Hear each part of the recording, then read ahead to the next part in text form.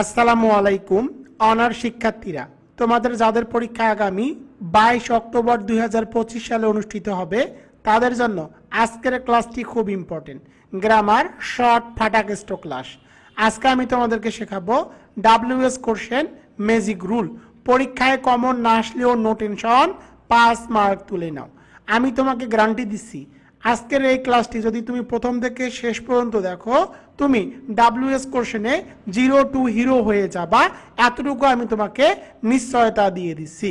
তোমাদের সকলের প্রতি রিকোয়েস্ট থাকবে, অবশ্যই ভিডিওটি শেয়ার করে দিবা এবং তোমরা কে কোথা থেকে এই ভিডিওটি দেখছো বা কোন কলেজের শিক্ষার্থী, অবশ্যই কমেন্ট বক্সে তোমার কলেজের নামটি লিখে দিবা। তোমাদের ক্লাস রকিবুল 24 পাবলিকেশনের শিওর পাস এই সাজেশন বই থেকে নেওয়া হচ্ছে। এই বইয়ের প্রধান বৈশিষ্ট্য হলো মাত্র 8 থেকে 10 দিন পড়লে পাস নিয়ে নো টেনশন, 100% গ্যারান্টি। এই বইটি ক্রয় করলে এই বইয়ের লাইভ ক্লাস, রেকর্ডেড ক্লাস একদম ফ্রি, তাকে প্রাইভেট হোয়াটসঅ্যাপ গ্রুপে অ্যাড করে দেওয়া হবে। বইয়ের মূল্য মাত্র 450 টাকা, সাথে কুরিয়ার সার্ভিস চার্জ একদম ফ্রি, প্লাস কোর্স সম্পূর্ণ ফ্রি। যারা বইটি ক্রয় করতে চাও তারা দ্রুত এই নম্বরে হোয়াটসঅ্যাপে SMS করো। WS question magic rules. প্রথমে আলোচনা করব WS কোশ্চেন কি। W এবং H দ্বারা গঠিত প্রশ্নকে WS কোশ্চেন বলে। নিম্নের ওয়ার্ডগুলো WS কোশ্চেন হিসাবে ব্যবহার করা হয় বা ব্যবহৃত হয়। তো তোমরা এগুলো মুখস্থ করে নাও। হু কে কারা, হুম কাকে, কার সাথে, কার কাছে, কার দ্বারা। হুজ প্লাস নাউন কার, হোয়াট কি, পেশা, বয়স, উচ্চতা। হোয়েন সময়, হোয়ার কোথায়, হাউ কেমন, কিভাবে, কত। হোয়াই কেন, কি কারণে। হাউ ওল্ড কত বয়স, হাউ অফেন কতবার। হাউ মেনি প্লাস নাউন সংখ্যা বোঝালে। হুইচ প্লাস নাউন কোনটি। হোয়াট টাইম কত সময়। হোয়াট ক্লাস কোন শ্রেণী। হোয়াট কাইন্ড অফ নাউন কোন ধরনের। হাউ লং কত লম্বা। হাউ হাই কত উঁচু। হাউ ডিপ কত গভীর। হাউ ফার কত দূরে। হাউ মাস কত দাম। হাউ ফাস্ট কত দ্রুত। হাউ মাস পরিমাণ বোঝালে। তো দেখো, এগুলো মূলত হলো WS কোশ্চেন। এগুলো দিয়েই তোমাদেরকে WS কোশ্চেন হিসাবে এগুলো বসাতে হবে। এগুলো বাংলা অনুবাদ সহকারে আমি এখানে দিয়ে দিয়েছি, তোমরা এগুলো মুখস্থ করে নাও। WS কোশ্চেন করার নিয়ম: বাক্যের গুরুত্বপূর্ণ অংশ বাদ দিয়ে WS কোশ্চেন করতে হবে।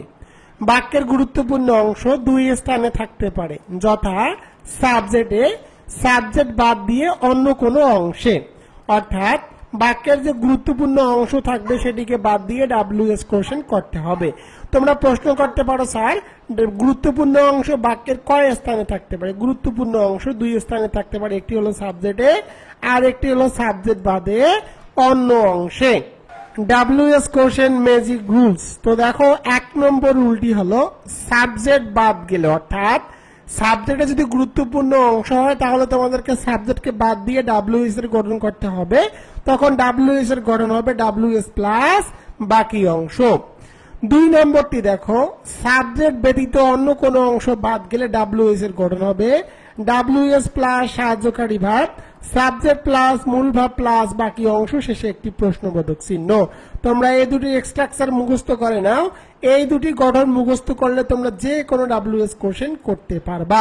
সাবজেক্ট যদি বাদ যায় তখন WS এর গঠন হয় WS প্লাস বাকি অংশ, আর সাবজেক্ট বাদ না গিয়ে অন্য কোনো অংশ বাদ গেলে WS এর গঠন হবে WS প্লাস সাহায্যকারী ভাব, সাবজেক্ট প্লাস মূল ভাব প্লাস বাকি অংশ, শেষে একটি প্রশ্নবোধক চিহ্ন।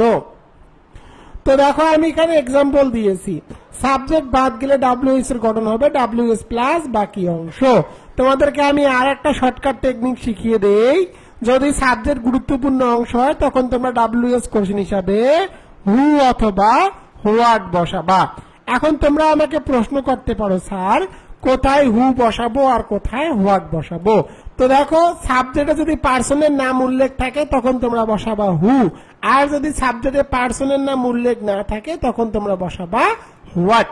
এটি হলো শর্টকাট টেকনিক। তো দেখো, আমি এক্সাম্পল দিয়েছি, practice makes a man perfect. এর বাংলা অর্থ হলো অনুশীলন একজন মানুষকে নিখুঁত করে তোলে। দেখো, এই বাক্যের গুরুত্বপূর্ণ অংশ হলো প্র্যাকটিস, অনুশীলন। আর যেহেতু এটি সাবজেক্টে আছে সুতরাং ডাব্লিউএস এর গঠন করতে হবে ডাব্লিউএস প্লাস বাকি অংশ, আর ডাব্লিউএস কোশ্চেন হিসাবে তোমাদেরকে হু অথবা হোয়াট বসাতে হবে। যেহেতু প্র্যাকটিস ব্যক্তিবাচক অর্থাৎ পার্সন নয় সুতরাং তোমাদেরকে বসাতে হবে হোয়াট, এরপরে বাকি অংশটুকু লিখতে হবে।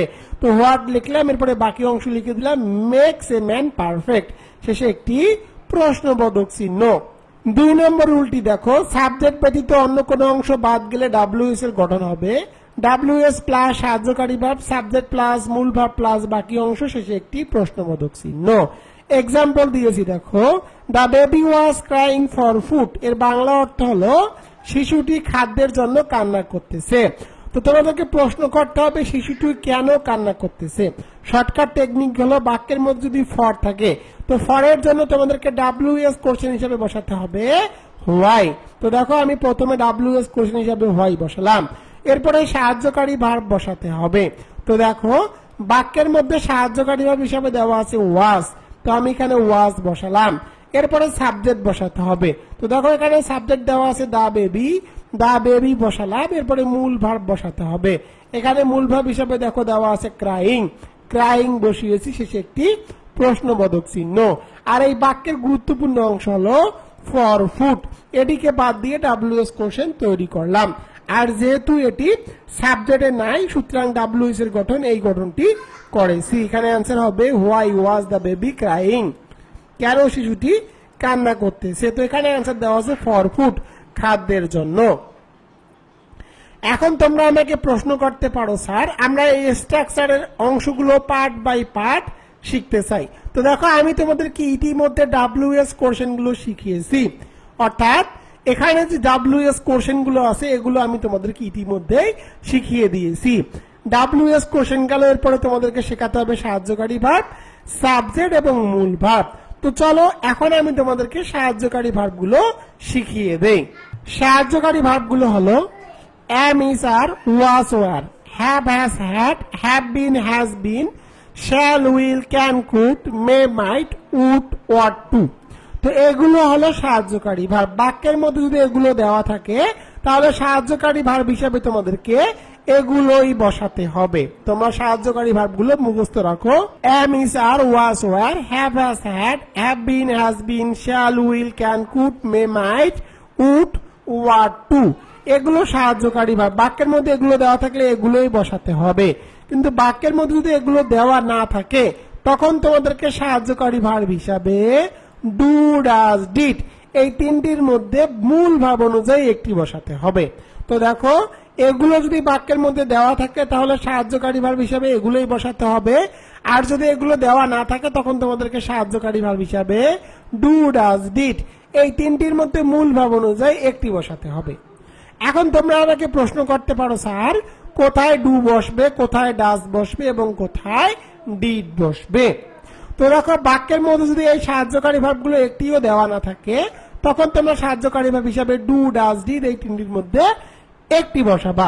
তো দেখো বাক্যের ভার্বটি যদি প্রেজেন্ট ফর্ম হয়, অর্থাৎ বাক্যের ভার্বটি প্রেজেন্ট ফর্ম হলে তোমাদেরকে ডু অথবা ডাজ বসাতে হবে। আর বাক্যের ভার্বটি যদি পাস্ট ফর্ম হয় তখন তোমাদেরকে ডিড বসাতে হবে। তো দেখো এখন তোমরা আমাকে প্রশ্ন করতে পারো স্যার আমাদের এতগুলো তো মনে থাকবে না, আমরা এতগুলো কিভাবে মনে রাখবো? আপনি আমাদেরকে শর্টকাট টেকনিক শেখান। তো দেখো যদি বাক্যের মধ্যে সাহায্যকারী ভার্বগুলো দেওয়া না থাকে এবং যে ভার্বটি থাকবে, যে ভার্বটি থাকবে সেই ভার্বের সাথে যদি এস থাকে, ভার্বের সাথে যদি এস থাকে তখন তোমরা বসাবা ডাস। আমি আবার বলি, বাক্যের মধ্যে সাহায্যকারী ভার্ব কোনো দেওয়া নাই, মূল ভার্বের সাথে আছে এস, সুতরাং তোমরা তখন বসাবা ডাস।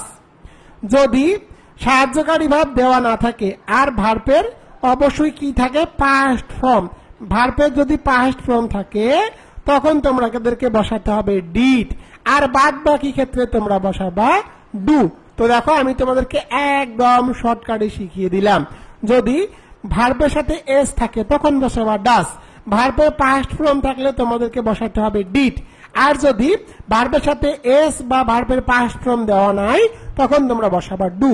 তো এক্সাম্পলে চলে যাই তাহলে তোমরা বুঝতে পারবা। তো দেখো আমি এখানে কোশ্চেন দিয়েছি, হি লিভস ইন লন্ডন, এর বাংলা অর্থ হলো সে লন্ডনে বসবাস করে।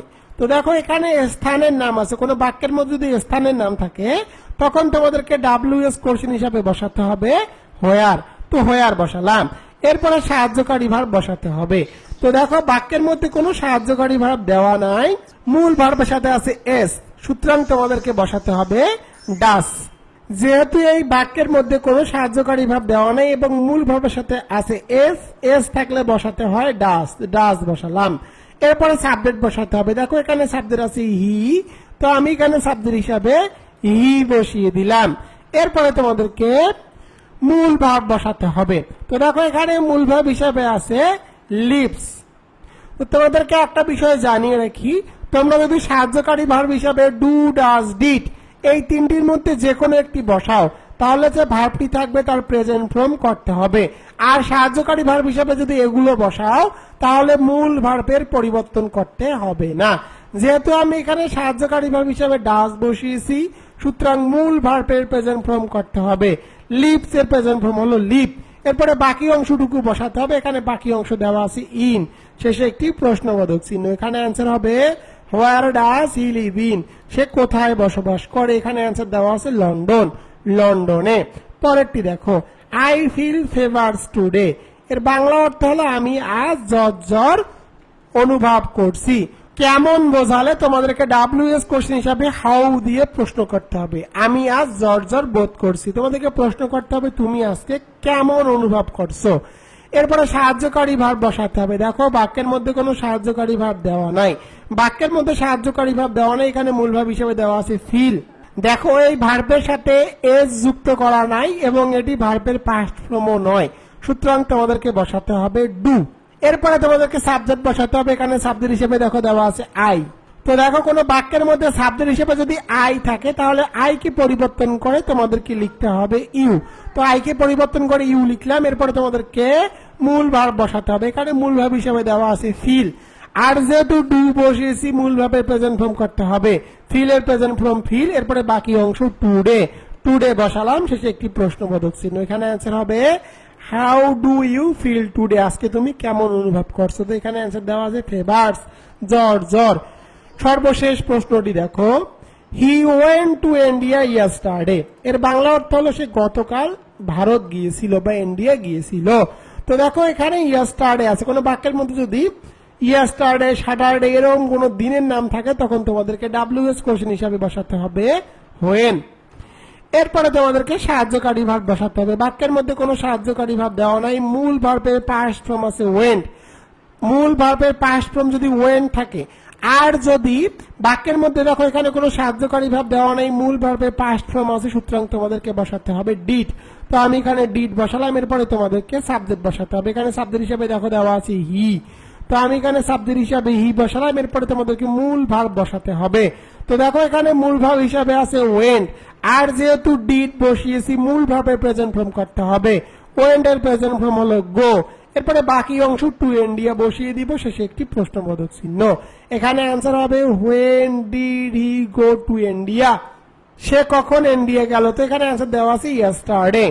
তো দেখো আমি এখানে নোট লিখে রেখেছি, সাহায্যকারী ভার্ব হিসাবে ডু, ডাজ, ডিড বসালে মূল ভার্বের প্রেজেন্ট ফর্ম করতে হবে, যেটি আমি তোমাদেরকে একটু আগেই। একই বাক্যে যদি দুটি সাহায্যকারী ভার্ব থাকে তাহলে করণীয় কি, অর্থাৎ তোমরা অনেক সময় WS কোশ্চেন করার সময় দেখবা একই বাক্যে দুটি করে সাহায্যকারী ভার্ব থাকবে। তো দেখো আমি এখানে দিয়েছি একই বাক্যে দুটি সাহায্যকারী ভার্ব থাকলে, অর্থাৎ যদি হ্যাভ বিন অথবা হ্যাজ বিন থাকে তাহলে বিন কে সাবজেক্টের পরে বসাতে হবে, আর নট থাকলে তা সাবজেক্টের পরে বসাতে হবে। তো দেখো এক্সাম্পলে যাই তাহলে তোমরা বুঝতে পারবা। তো দেখো আমি এখানে এক্সাম্পল দিয়েছি, I have been out of the country for 2 years. তো দেখো কোনো বাক্যের মধ্যে যদি ফর প্লাস টাইম, কোনো বাক্যের মধ্যে ফর প্লাস টাইম থাকলে তোমাদেরকে WS কোশ্চেন হিসেবে বসাতে হবে হাউ লং। এরপরে সাহায্যকারী ভার্ব বসাতে হবে। তো দেখো এই বাক্যের মধ্যে হ্যাভ এবং বিন দুটি সাহায্যকারী ভার্ব আছে।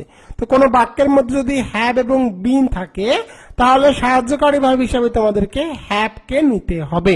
এখানে যদি হ্যাজ থাকতো তাহলে হ্যাজ কে আগে নিতে হতো। এরপরে তোমাদেরকে সাবজেক্ট বসাতে হবে। এখানে দেখো সাবজেক্ট আছে আই, আর আই থাকলে আই কে পরিবর্তন করে সর্বদা তোমাদেরকে লিখতে হবে ইউ। এরপরে বিন কে সাবজেক্টের পরে বসাতে হবে। তোমাদেরকে একটা বিষয় আবার জানিয়ে রাখি, কোন বাক্যের মধ্যে যদি তোমরা হ্যাভ বিন অথবা হ্যাজ বিন দেখো, তখন তোমরা হ্যাভ অথবা হ্যাজ কে সাহায্যকারী ভার্ব হিসাবে বসিয়ে দিবা।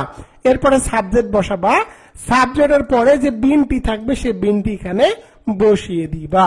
এরপরে তোমাদেরকে মূল ভার্ব বসাতে হবে। তো দেখো এখানে মূল ভার্ব হলো আউট, এরপরে বাকি অংশ of the country. Of the country শেষে একটি প্রশ্নবোধক চিহ্ন। এখানে আনসার হবে how long have you been out of the country. পরেরটি দেখো I could not go because I was ill. এর বাংলা অর্থ হলো আমি সেখানে যেতে পারিনি কারণ আমি অসুস্থ ছিলাম। কোন বাক্যের মধ্যে যদি বিকজ থাকে তাহলে বিকজ এর জন্য তোমাদেরকে WS কোশ্চেন হিসাবে বসাতে হবে হোয়াই। এরপরে সাহায্যকারী ভার্ব বসাতে হবে। তো দেখো এই বাক্যের মধ্যে সাহায্যকারী ভার্ব হিসেবে কুড আছে, তো কুড বসালাম। এরপরে তোমাদেরকে সাবজেক্ট বসাতে হবে। এখানে সাবজেক্ট হিসেবে দেখো দেওয়া আছে আই, আর আই থাকলে আই কে পরিবর্তন করে তোমাদেরকে লিখতে হবে ইউ। এরপরে দেখো এখানে নট আছে, এটি আমি তোমাদেরকে একটু আগে এখানে লিখে দিয়েছি। দেখো নট থাকলে তার সাবজেক্টের পরে বসাতে হবে। তো দেখো এখানে সাবজেক্ট হলো ইউ, তো ইউ এর পরে যেহেতু এখানে নট আছে সুতরাং নট কে ইউ এর পরে বসাতে হবে। কোন বাক্যের মধ্যে যদি নট থাকে তাহলে নট কে অবশ্যই সাবজেক্টের পরে বসাতে হবে। এরপরে মূল ভার্ব বসাতে হবে। এখানে মূল ভার্ব হিসেবে দেওয়া আছে গো, শেষে একটি প্রশ্নবোধক চিহ্ন। এখানে আনসার হবে why could you not go. তো আশা করি তোমরা হ্যাভ বিন এবং হ্যাজ বিন এর মধ্যে বিন কে অবশ্যই তোমাদেরকে সাবজেক্টের পরে বসাতে হবে, আর কোন বাক্যের মধ্যে নট থাকলে নট কেও সাবজেক্টের পরে বসাতে হবে। এই বিষয়টুকু তোমরা ক্লিয়ার হয়েছো। এখন আমি তোমাদেরকে শেখাবো পার্সন পরিবর্তন করার নিয়ম। তো দেখো পার্সন পরিবর্তন করার নিয়ম, যদি কোনো বাক্যের মধ্যে ফার্স্ট পার্সন থাকে তাহলে তোমাদেরকে সেকেন্ড পার্সনে রূপান্তর করতে হবে। অর্থাৎ কোন বাক্যের মধ্যে আই উই মি আস, কোন বাক্যের মধ্যে আই উই মি আস থাকলে তোমাদেরকে WS কোশ্চেন করার সময় সেগুলোকে পরিবর্তন করে লিখতে হবে ইউ। মাই এবং আওয়ার থাকলে মাই ও আওয়ার কে পরিবর্তন করে লিখতে হবে ইয়োর, আর এম থাকলে এম কে পরিবর্তন করে লিখতে হবে আর। তোমরা এগুলো মুখস্থ রাখো কারণ এগুলো খুবই ইম্পর্টেন্ট WS কোশ্চেন করার সময়। সাবজেক্ট হিসাবে আই উই মি আস থাকলে তোমাদেরকে লিখতে হবে ইউ, মাই এবং আওয়ার থাকলে লিখতে হবে ইয়োর, এম থাকলে এম কে পরিবর্তন করে লিখতে হবে আর। তো দেখো আমি এখানে নোট দিয়েছি, অনেক বাক্যে ওয়াজ থাকলে ওয়াজ না হয়ে ওয়ার বসে, সেক্ষেত্রে WS কোশ্চেনের সাবজেক্ট প্লুরাল হলে ওয়ার বসাতে হয়। তো দেখো অনেক সময় কিন্তু কোনো বাক্যের মধ্যে ওয়াজ আছে, ওয়াজ থাকা সত্ত্বেও ওয়াজ কে পরিবর্তন করে তোমাদেরকে ওয়ার লিখতে হবে। এটি তখনই হবে যখন সাবজেক্টটি প্লুরাল থাকবে। সাবজেক্ট যদি প্লুরাল থাকে তাহলে ওয়াজ কে পরিবর্তন করে ওয়ার বসাতে হয়, আর সাবজেক্ট প্লুরাল না হলে ওয়াজ থাকলে ওয়াজেই বসাতে হয়। তো দেখো আমি এখানে এক্সাম্পল দিয়েছি, I could not go because I was ill। তো দেখো একটু আগেই তোমাদেরকে আমি এটি শেখালাম।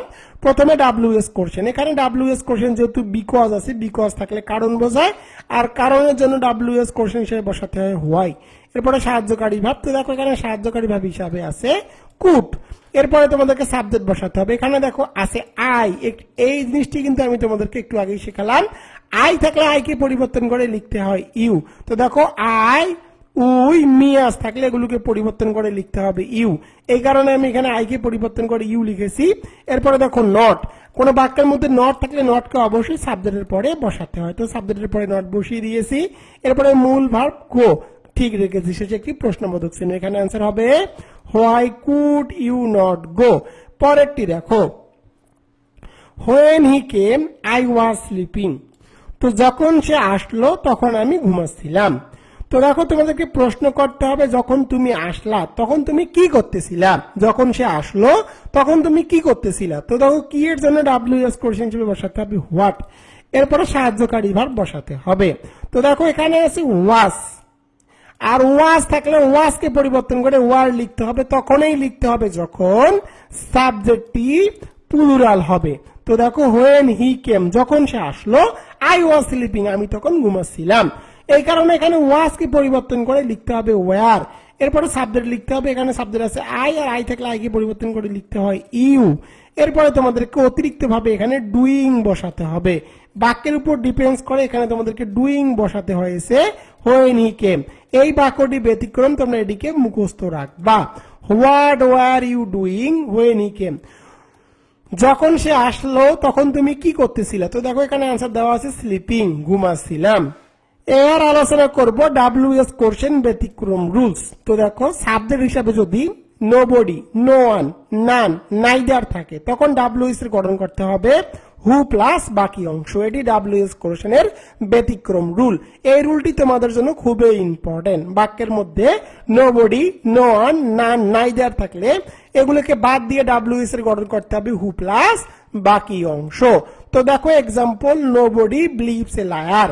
তো দেখো এই বাক্যের মধ্যে নোবডি আছে, নোবডি থাকলে নোবডিকে বাদ দিয়ে তোমাদেরকে ডাব্লিউএস কোশ্চেন হিসেবে বসাতে হবে হু, এরপরে বাকি অংশটুকু বসাতে হবে। এখানে বাকি অংশটুকু বসিয়ে দিয়েছি, দেখো believes a liar, who believes a liar, শেষে একটি প্রশ্নবোধক চিহ্ন।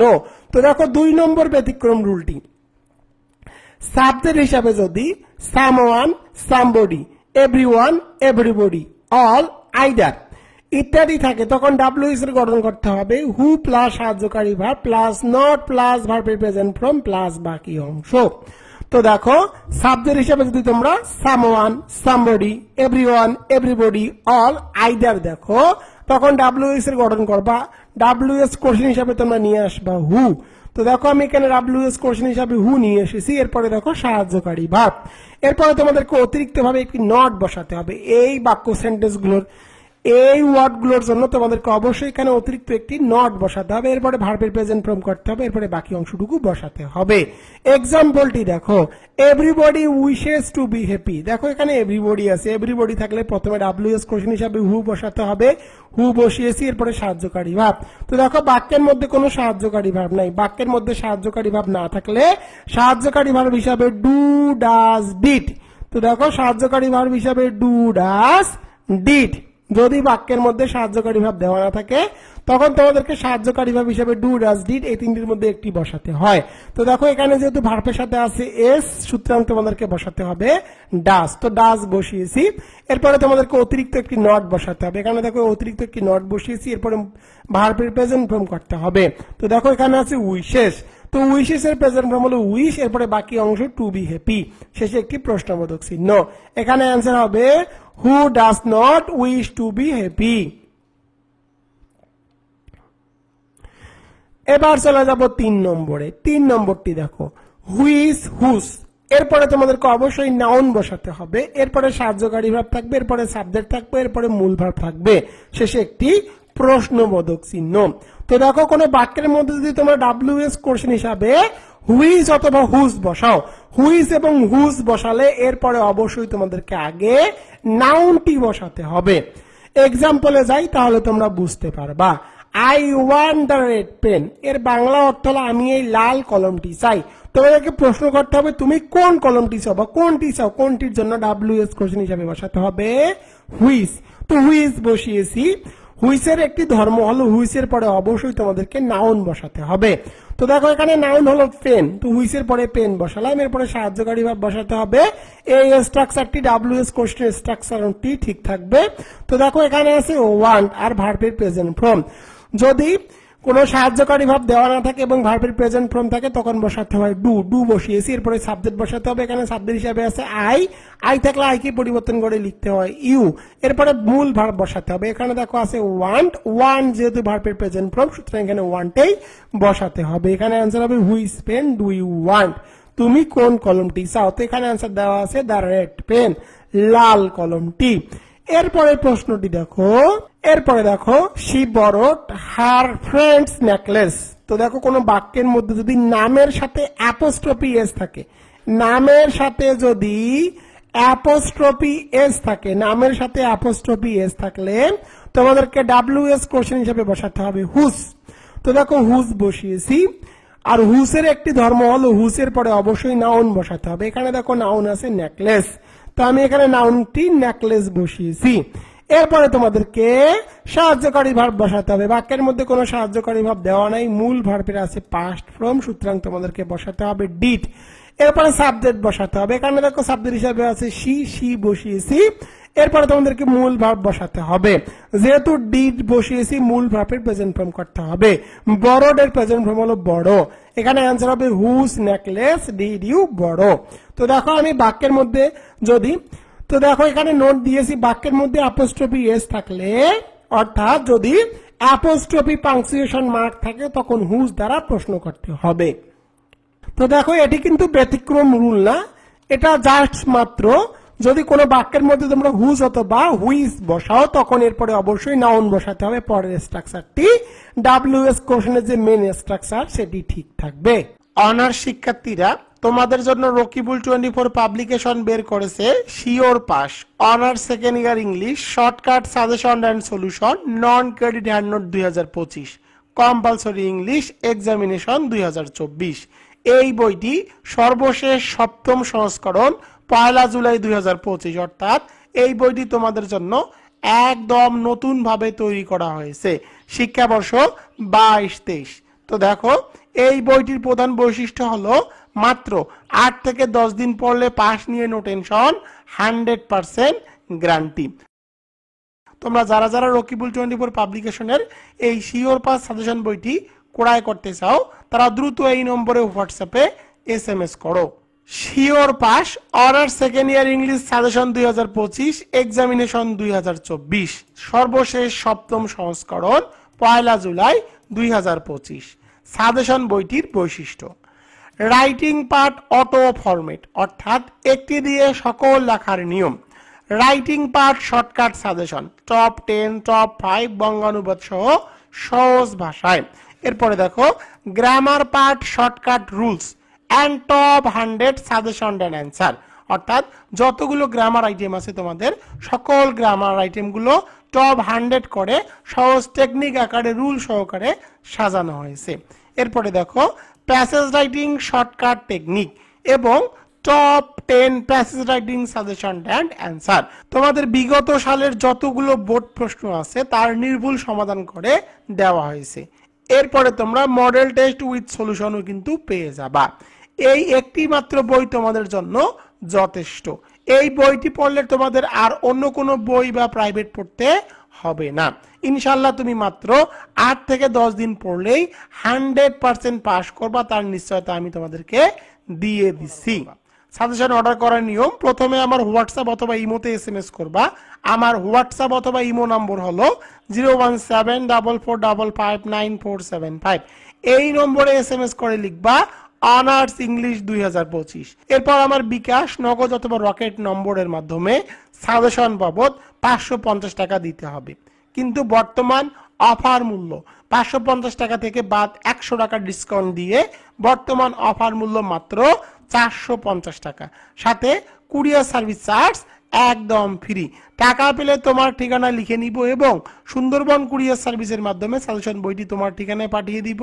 তুমি 2 থেকে 3 দিনের মধ্যে সাজেশনটি পেয়ে যাবা।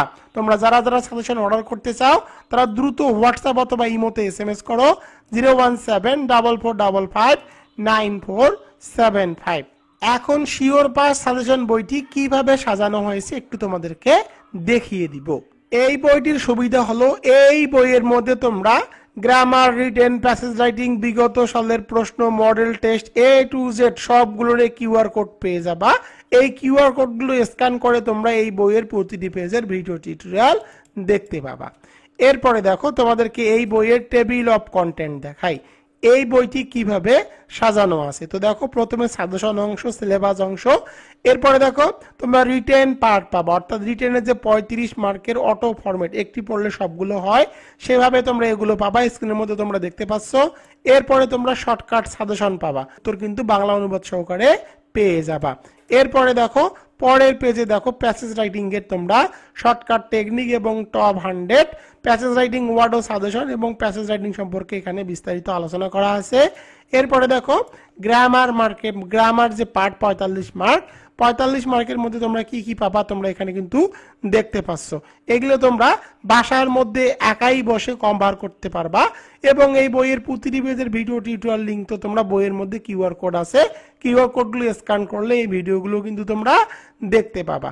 এরপরে দেখো অনার্স দ্বিতীয় বর্ষের বিগত সালের যতগুলো প্রশ্ন আছে সকল প্রশ্নের নির্ভুল সমাধান কিন্তু দিয়ে দেওয়া আছে, তোমরা সেগুলো দেখতে পাচ্ছ।